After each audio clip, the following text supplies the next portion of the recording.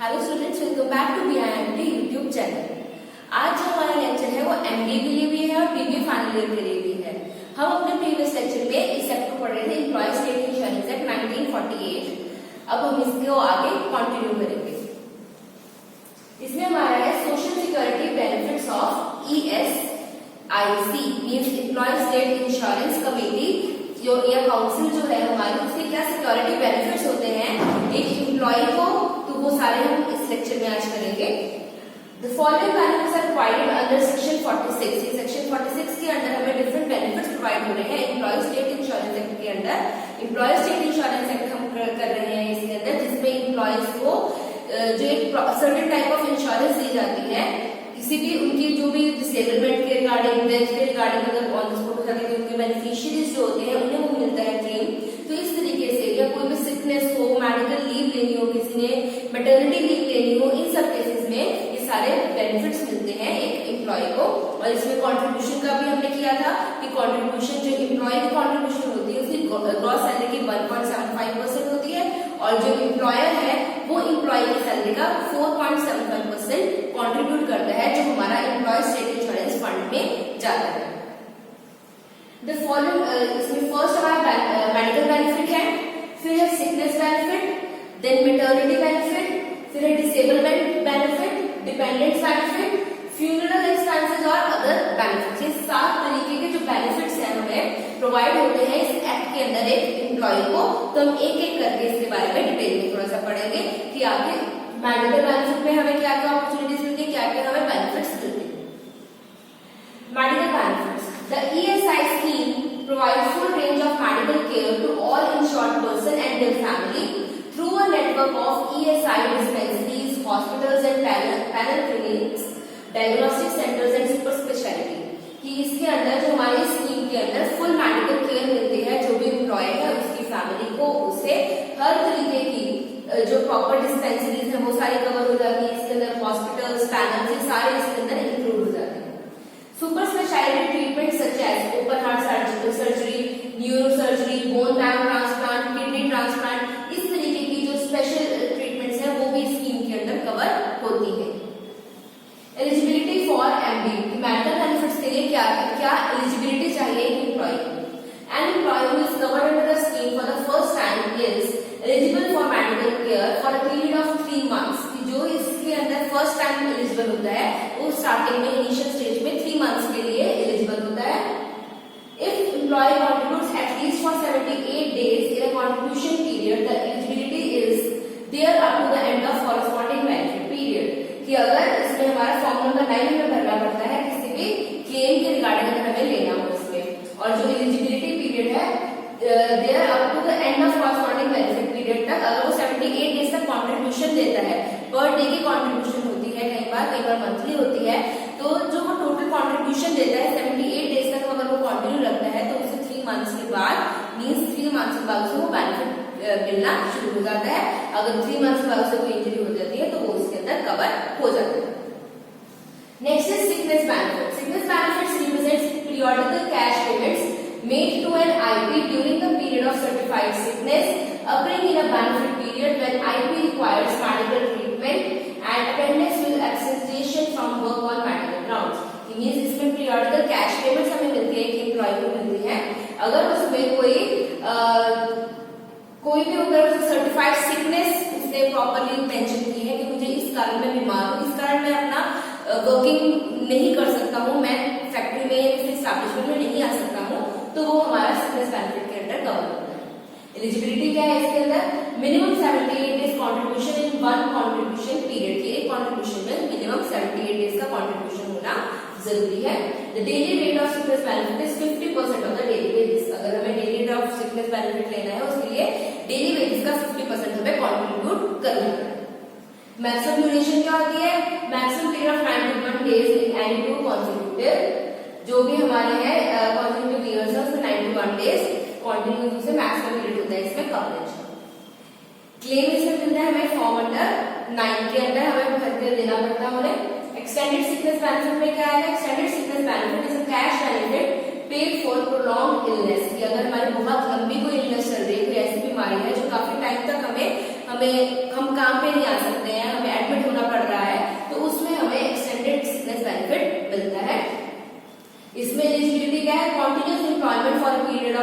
years and should have contributed for at least 156 days in 4 preceding contribution periods. ये हमने कहा कि एक contribution period 3 months का होता है, इसी तरीके से continuous 4 उसमें जो हमारे contribution periods हैं उसमें at least 156 days उसने contribution दी हो, तब हमें ये हम claim कर सकते हैं extended sickness benefit. The daily rate of extended sickness benefit is 40% more than SB rate. कि अगर normal जो हमारा sickness benefit है उससे 40% ज्यादा होता है इसमें. Maximum duration of ESB क्या है? Including sickness benefit payable for 91 days. The ESB is payable up to a further period of 124/309 days that can be extended up to 2 years. ये हमारा maximum duration है ESB के अंदर जो है हमारी extended sickness benefit.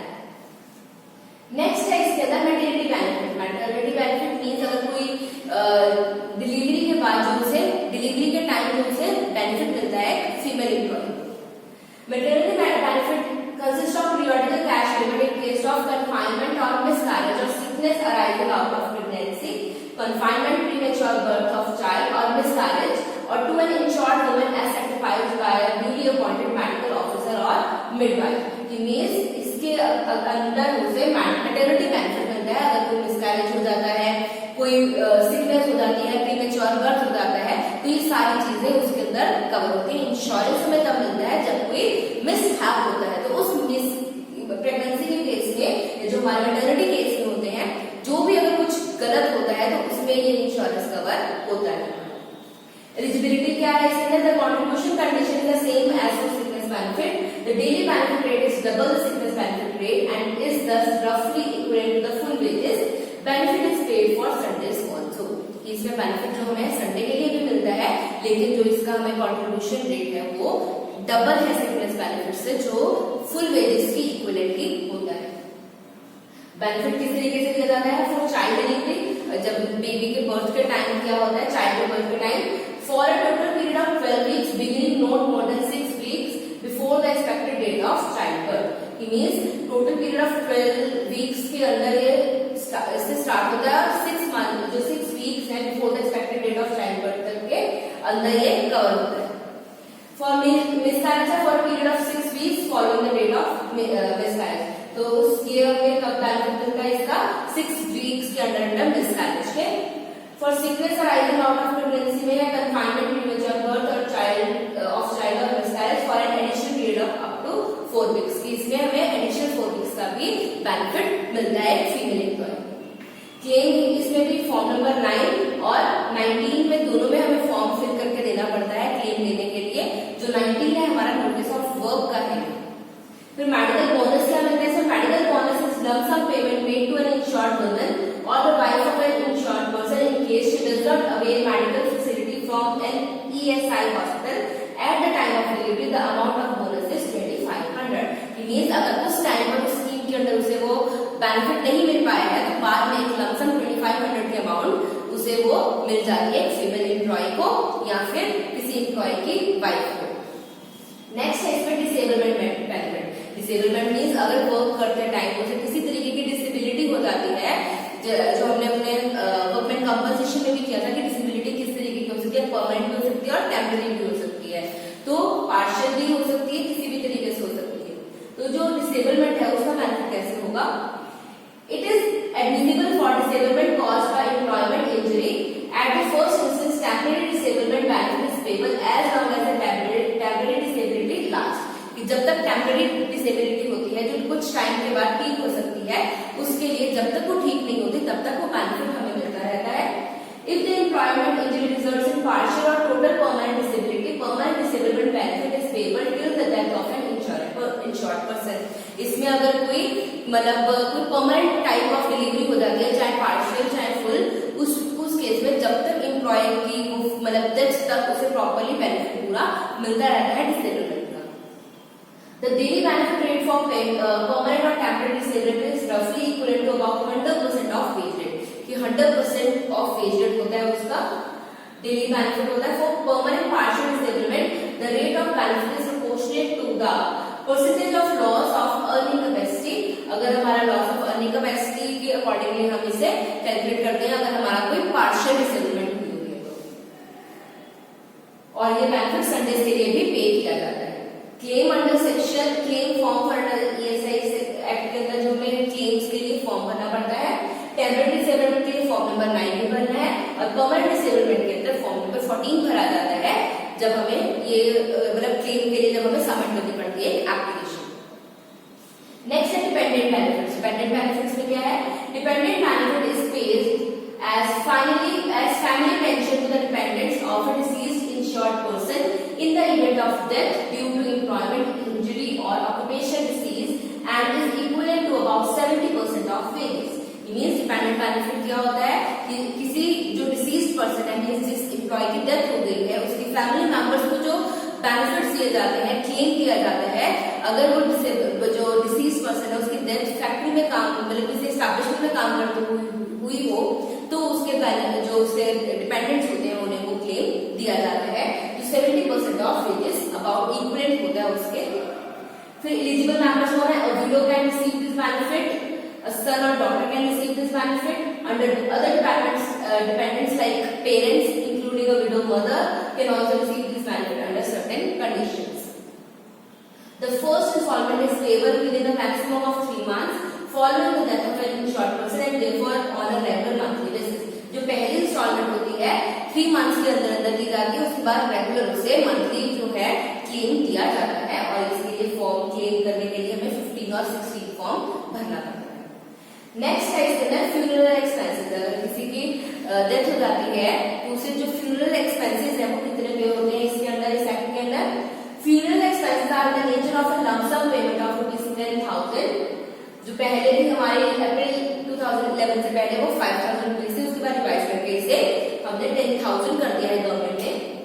Made to defray the expenditure of the funeral of deceased insured person, the amount is paid either to the eldest surviving member of the family or in his absence to the person who actually incurs the expenditure of the funeral. It means ये जो expenses होते हैं 10,000 के, जो भी उसका जो disease person का जो मेन होता है, जो सबसे बड़ा सन होता है, सर्वाइवल मेंबर होता है सबसे बड़ा, उसे दिया जाता है, या फिर उसकी एब्सेंस में अगर किसी ने जो एक्सपेंसेस भी होते हैं फ्यूनरल के ऊपर वो उसे 10,000 का लंप सम प्रोवाइड किया जाता है।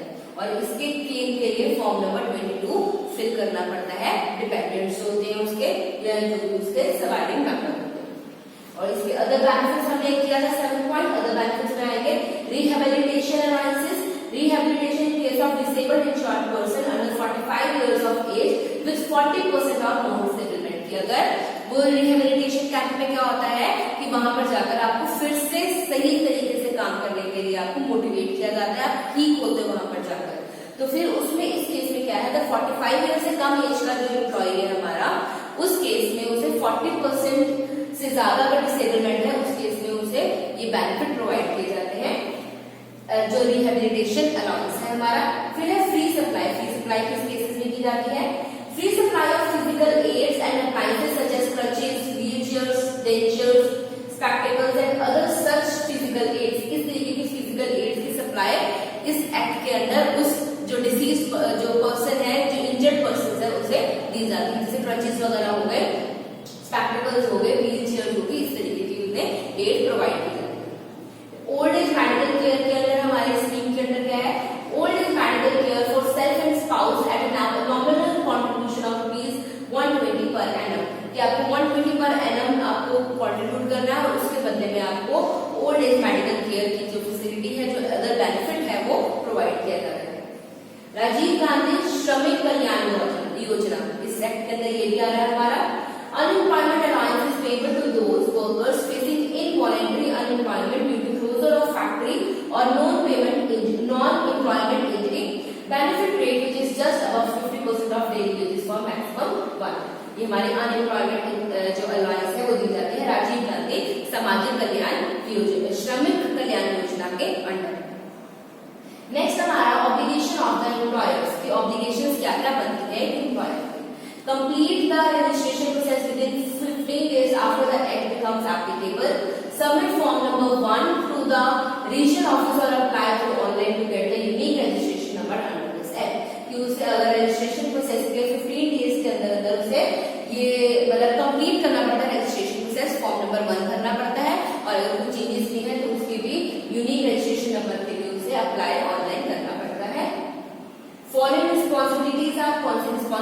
है एक एम्प्लॉय की, generated the TIC and hand over to employee for smart card, term and condition, maintain an accident book in form 11 की अगर कोई एक्सीडेंट होता है उसमें प्रॉपर एक एक्सीडेंट बुक बनाई जाती है, submit an accident report in form number 16 with in 24 hours of accident, अगर कोई एक्सीडेंट होता है तो फॉर्म नंबर 16 के अंदर उसे प्रॉपर रिपोर्ट बनाकर देनी पड़ती है, grant leave to insured employees on the basis of sickness certificate के बेसिस पे उसे लीव ग्रांट करनी है जो हमारे सिक एम्प्लॉयज है। Record maintenance, registers of employees in form 6, accident book in form 11, inspection book under regulation 102A, file for copies of return of declaration forms, file for copies of return of contribution and challans, file for journal correspondence and copies of accident reports। इस तरीके के जो उसके record ये सारे maintain करके करने पड़ते हैं एक एम्प्लॉय। नेक्स्ट है इसमें सेफगार्ड्स फॉर इंश्योर्ड एम्प्लॉयज, कि उनके जो एम्प्लॉयज हैं उनके अगेंस्ट क्या क्या उन्हें सेफगार्ड्स मिले हुए हैं एम्प्लॉयज को, कि किस तरीके से वो प्रोटेक्शन ले सकते हैं, किस तरीके से वो सारा क्लेम कर सकते हैं। Right to receive payment of any benefit under the act that shall not be transferable और असाइनेबल, कि जो भी उसे बेनिफिट है जो ट्रांसफर नहीं किया जा सकता, ना किसी और को असाइन किया जा सकता है, वो सारा बेनिफिट क्लेम करने का उनका राइट है। Cash benefits payable under the act are not liable to attachment और sale execution of any order of court, जो कैश बेनिफिट्स हैं वो किसी भी तरीके से अटैच नहीं किए जा सकते, वो उसे ऑन द स्पॉट मिलेंगे। Employer shall not dismiss, discharge or reduce the wages or otherwise punish a covered employee during the period he or she is in receipt of sickness benefit or maternity benefit, कि किसी भी employ को right नहीं है कि अगर वो sickness benefit के अंदर उसने अप्लाई किया हुआ है मैटरनिटी बेनिफिट के अंदर तो उसकी वेज रेट पहले से कम कर दे, तो ये ऐसा कोई राइट नहीं है। By reason of his liability to pay his share of contribution under the ESI Act, no employer shall directly or indirectly reduce the wages of a covered employee, कोई भी शेयर ऑफ कंट्रीब्यूशन को कम नहीं कर सकता, अपने share of contribution को कम करने के लिए वो किसी की वेजेस कम नहीं शो कर सकता, ना ही कर सकता है।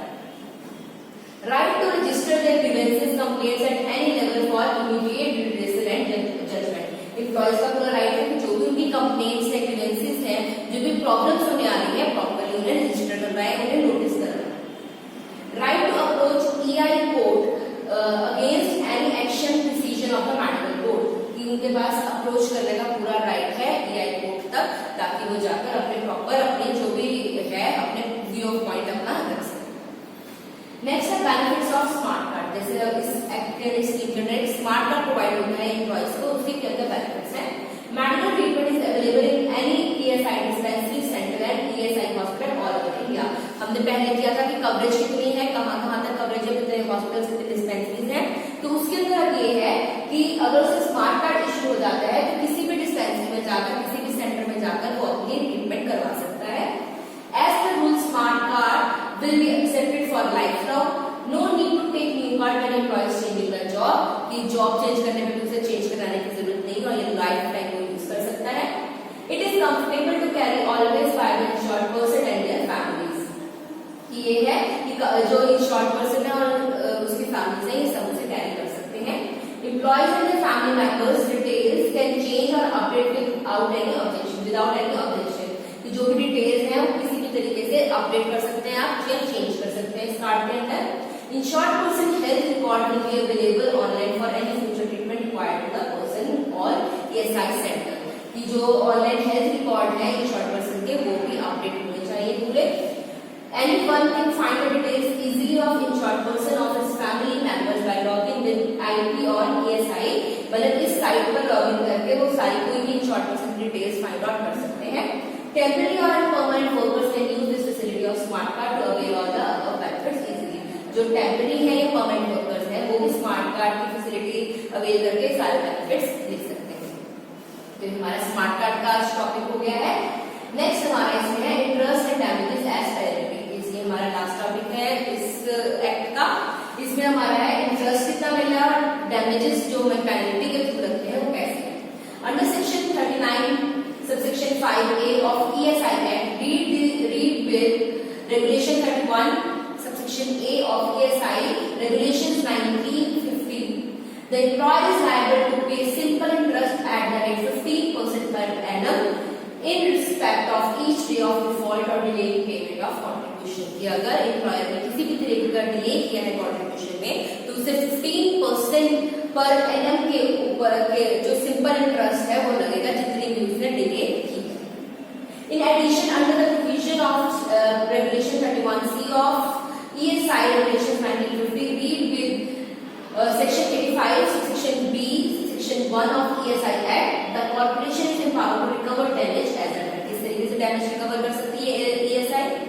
Period of delay contribution up to less than 2 months अगर डिले हुआ है तो 5% जो रेट ऑफ इंटरेस्ट लगता है, सिंपल रेट ऑफ इंटरेस्ट लगता है 15% पर एनम तो बाद में है। 2 months के लिए 5% लगता है। 2 months and above but not less than 4 months में 10% है। 4 months and above but not less than 6 months में है 15%। 6 months and above में है 25% जो वो डैमेज क्लेम एक एम्प्लॉय कर सकता है एम्प्लॉयर से या जो डायरेक्टली जो ESI हमारी है वो एक्ट के अंदर जो हमारा कोर्ट है वो क्लेम करवा सकता है। तो ये हमारा इतना ही है जो नेक्स्ट लेक्चर में अपना नेक्स्ट स्टेप करेंगे। तो जो भी अगर आपको कोई प्रॉब्लम आई हो तो उसके बारे में आप कमेंट बॉक्स में उसके बारे में लिखें और अपनी क्वेरी जो है वो सॉल्व करवाएं, अपने प्रॉब्लम सॉल्व करवाएं। Till then take care, have a nice day, thank you.